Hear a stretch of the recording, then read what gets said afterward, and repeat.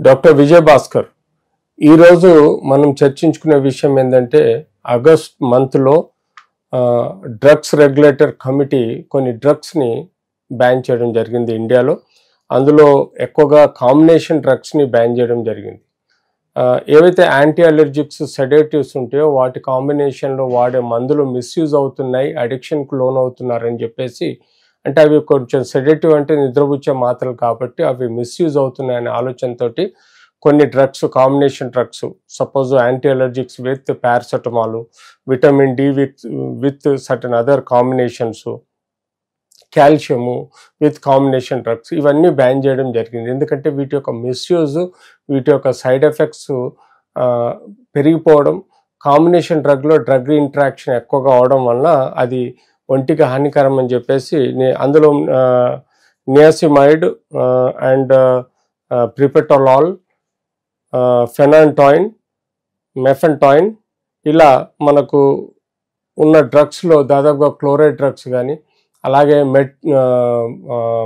మెటోప్రొలాల్, అలాగే మనకున్న డ్రగ్స్లలో మెయిన్గా ఈ యాంటీబయాటిక్లో కొన్ని మెట్రోనిడజోల్, ఇలాంటి కాంబినేషన్ డ్రగ్స్లో మనకు దీని యొక్క అడ్వర్స్ ఎఫెక్ట్స్, కాంప్లికేషన్స్ ఎక్కువ ఉన్నట్టుగా ధర్మిలా భావించడం వల్ల ఈ క్లినికల్ ట్రయల్స్లో తెలుసుకోవడంతో ఈ డ్రగ్స్ను బ్యాండేజ్ అని చేయడం జరిగింది. అందులో ముఖ్యంగా మనకు ఇప్పుడు చూసినట్టయితే చాలా డ్రగ్స్లలో మనం రెగ్యులర్గా వాడే మాత్రలలో even Meftal which triggering the DRESS syndrome అని చెప్పేసి మన బాడీలో ఎక్కువగా లోన్ అవటం వలన కూడా మనకు ఈ యొక్క మెట్రోనిడజోల్ అనే ఒక యాంటీబయాటిక్ మనం జనరల్గా కడుపు ఇన్ఫెక్షన్కి ఇచ్చే యాంటీబయాటిక్ కూడా బ్యాన్ చేయడం జరిగింది. అంతేకాకుండా జీరోడాల్, అంటే ఇందులో అసిక్లోఫెనాక్ విత్ పారాసెటమాల్ ఏదైతే ఉందో ఈ కాంబినేషన్ డ్రగ్స్ కూడా ఎక్కువగా హార్మ్ఫుల్గా ఉన్నట్టుగా ఈ క్లినికల్ ట్రయల్స్లో తేలింది కాబట్టి వీటిని కూడా మనము ఇప్పుడు బ్యాన్ చేసుకోవడం జరిగింది. సో యాజ్ ఇట్ ఈస్గా మనం చూసుకుంటే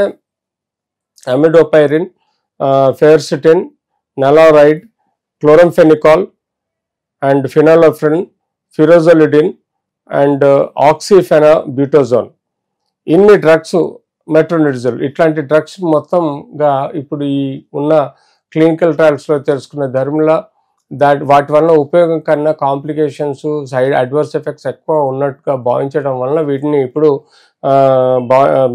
బ్యాన్ చేయడం జరుగుతుంది. తద్వారా ఎనీ కాంబినేషన్ డ్రగ్స్ వాటిని డ్రగ్ కంపెనీస్ మిస్యూజ్ చేసి మార్కెటింగ్ చేసుకుంటున్నాయి.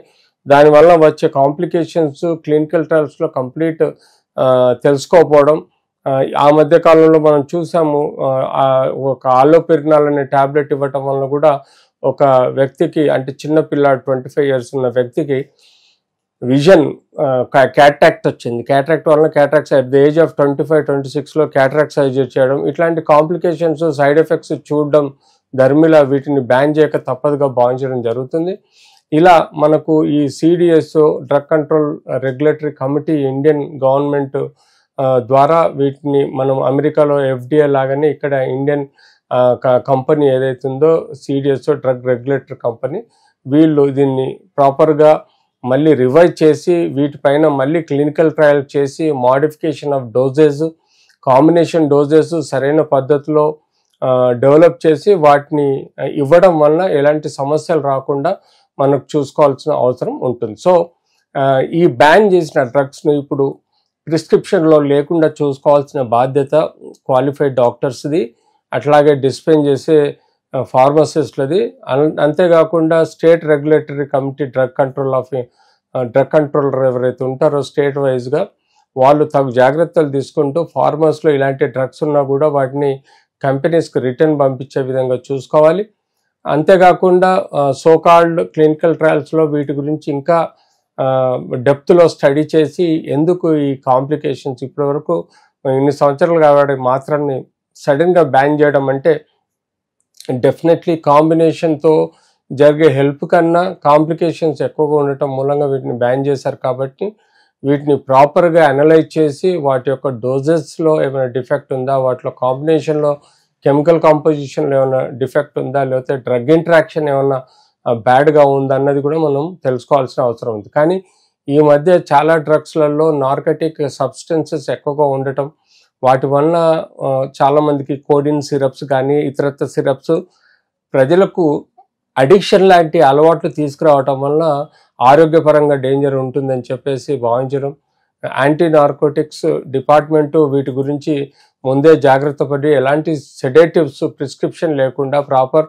గైడెన్స్ లేకుండా, ప్రాపర్ యూటిలైజేషన్ ఆఫ్ డేస్ కానీ డోజెస్ కానీ సరిగా డిటర్మైన్ చేయకుండా ఏ వ్యక్తికి కూడా ఇలాంటి డ్రగ్స్ ఇవ్వద్దనే భావంతో ఇప్పుడు ఈ గవర్నమెంట్ ఈ సర్టన్ డ్రగ్స్ని బ్యాన్ చేసి వీటిని మళ్ళీ రివైజ్ చేసి సేఫ్ డ్రగ్ మోడ్లో safe doses as per the height weight of the patient determine చేసి వాటిని ప్రిస్క్రైబ్ చేయడం.